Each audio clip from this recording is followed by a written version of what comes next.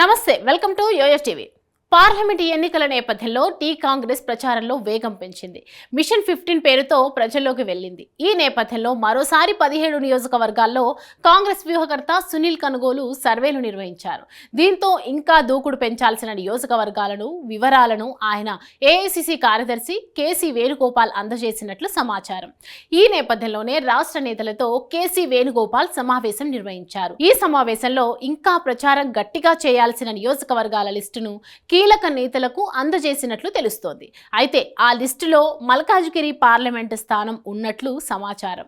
మల్కాజ్గిరిని CM Revanth ప్రతిష్టాత్మకంగా తీసుకున్నారు. ఇది రేవంత్ రెడ్డి ఎంపీగా ప్రాతినిధ్యం వహించిన నియోజకవర్గం కావడంతో స్పెషల్ ఫోకస్ పెట్టారు. ఎలాగైనా అక్కడ నెగ్గాలని బలమైన ఆర్థిక రాజకీయ నేపథ్యం ఉన్న పట్నం మహేందర్ రెడ్డి సతీమణి సునీతా మహేందర్ రెడ్డికి టికెట్ కేటాయించారు. బీజేపీ కూడా ఈటెల రాజేందర్ను బరిలో నిలిపి కాంగ్రెస్కు ఓ రకమైన హెచ్చరికలు పంపింది. ఇప్పటికే మల్కాజ్గిరి నియోజకవర్గంలో ప్రధాని మోడీ ఓ దఫా ప్రచారం నిర్వహించి వెళ్లారు. కానీ ఎన్నికల రేసులో కాంగ్రెస్ గట్టి పోటీని ఇచ్చేందుకు సిద్ధంగా ఉంది. అయితే ఈ స్థానంలో బీజేపీ కూడా స్ట్రాంగ్గా ఉండడంతో హస్తం పార్టీ నేతలు మరింత శ్రమించాలని వేణుగోపాల్ సూచించినట్లు తెలుస్తోంది. కొంతమందికి సుతిమెత్తగా హెచ్చరికలు కూడా చేసినట్లుగా సమాచారం.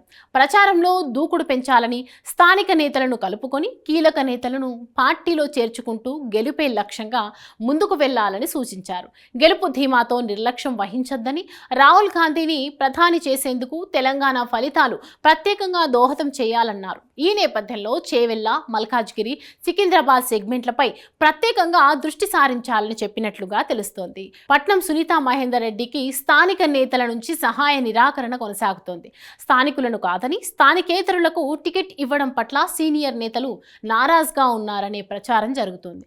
దీంతో ఎన్నికల ప్రచారంలో స్థానిక నేతలను సమన్వయం చేసుకోవాలని పట్నం దంపతులకు సూచించినట్లు తెలుస్తోంది. అయితే మల్కాజ్గిరిలోని నేతల మధ్య నెలకొన్న విభేదాలకు ఫుల్ స్టాప్ పడాలంటే రేవంత్ బరిలోకి దిగితేనే సెట్ అవుతుందని, ఆయన ఎంటర్ అవుతే కాంగ్రెస్ ఫుల్ స్వింగ్లోకి వస్తుందన్న క్యాడర్ అభిప్రాయపడుతోంది. ఇప్పటికే ఎన్నికల ప్రచారానికి శంఖారావం పూరించిన రేవంత్ రెడ్డి త్వరలోనే మల్కాజ్గిరిలో అడుగుపెట్టనున్నారు.